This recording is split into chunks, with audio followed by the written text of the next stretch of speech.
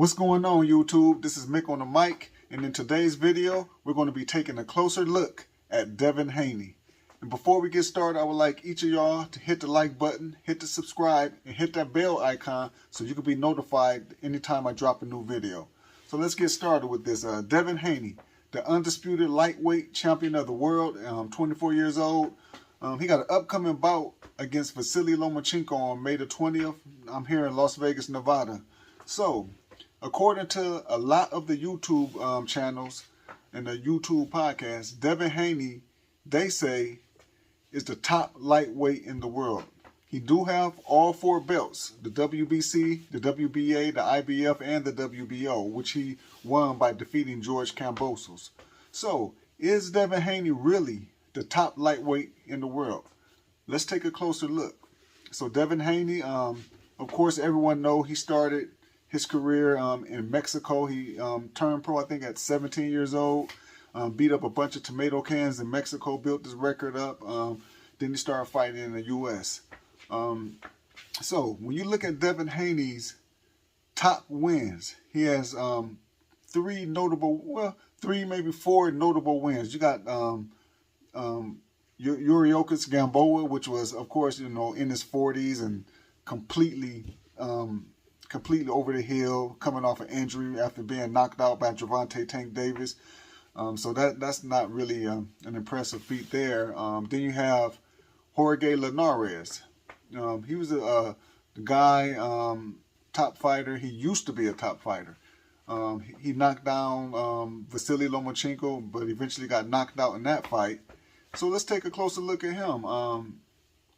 After he was knocked out by Vasily Lomachenko, he was knocked out again by an unknown fighter in the very first round.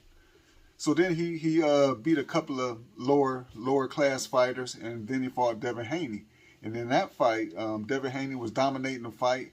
I believe maybe it was around 9 or 10. He hit Devin Haney with a right hand at the end of the round. Hurt Devin Haney very badly. Had him on spaghetti legs, walking to his rope. He did ole, walking to his corner. And after that punch, Devin Haney resorted to clinching the rest of the fight. So that wasn't a good look. A lot of the greats, when they get hurt, they come back harder. Mayweather, whenever he got hurt, he came back meaner. He fought meaner. Within that same round, he fought meaner. Even Ryan Garcia, when he was dropped by Luke Campbell, he came back meaner and stopped Luke Campbell. But Devin Haney, on the other hand, when he was hurt, he resorted to holding and clinching for the remainder of the fight.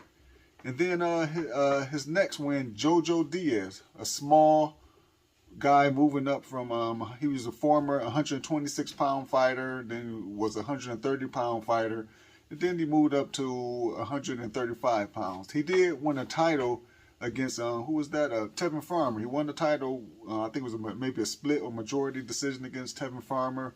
It was a close fight.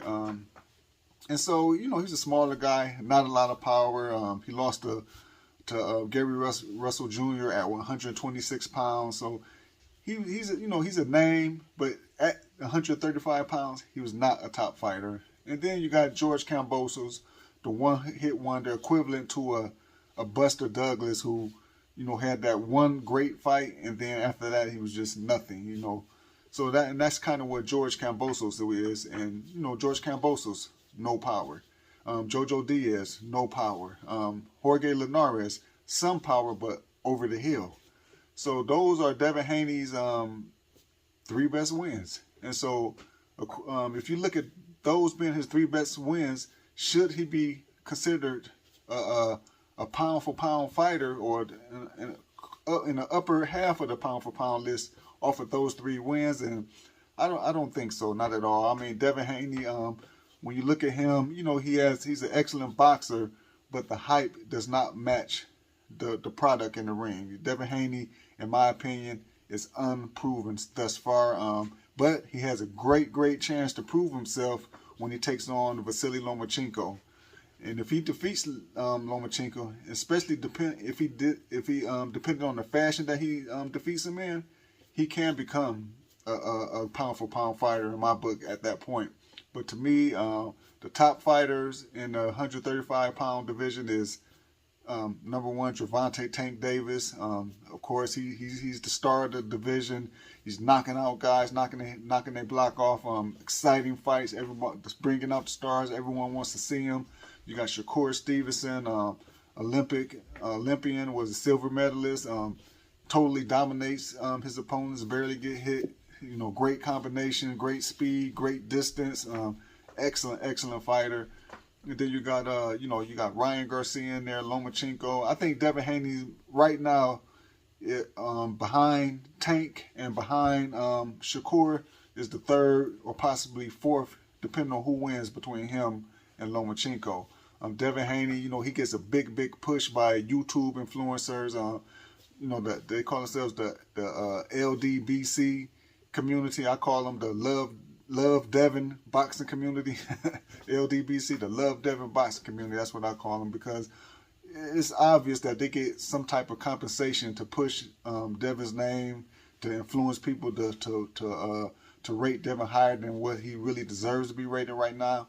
He is the champion. He did win a title against Kambosos, but Kambosos, he's not that good. He's an okay fighter, but if Gervonta Davis would have fought George Kambosos, then right now Tank would be the undisputed champion of the world. If Lomachenko would have fought Kambosos, right now Loma would be the undisputed champion of the world. If Frank Martin would have fought George Kambosos, Frank Martin would be the undisputed champion of the world right now. All the top guys in the lightweight division, especially the top 5, will be able to beat George Kambosos. So Devin Haney, what I see, is an excellent fighter, but as of right now, I don't see a star. I don't see anything special. I see an excellent fighter, but I don't see special as of now. But he has a great chance to prove himself to be special, or to take himself to the next level if he gets an impressive victory over Vasily Lomachenko. Right now, when I look at that fight, if Lomachenko is anything of the old Lomachenko, if he's anything of himself, what he used to be, I favor him to win the fight.